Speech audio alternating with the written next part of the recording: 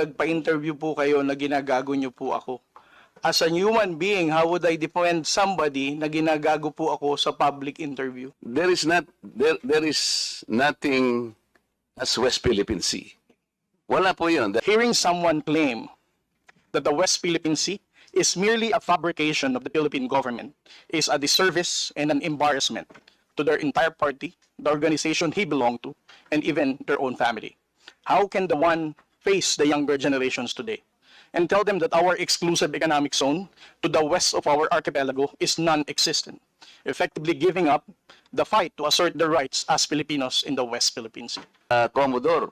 So kung hindi pa po nakatala, tama po ako, hindi ba? No, sir.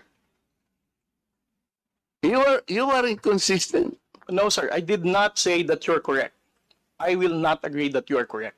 West Philippine Sea is our exclusive economic zone. Is it not important to you to correct something that did not originate from you? Why would I even defend you if you're calling me gago? As a commissioned officer of the Philippine Coast Guard, being a spokesperson, calling me mangmang. Sa totoo lang po, kahit nabasahin mo yung ating mapa or what, there is no West Philippine Sea.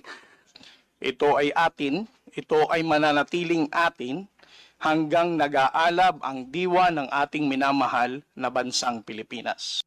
So, ang dami, ngayon nagbabas sila sa akin, oh, si Marcoleta, pro-China.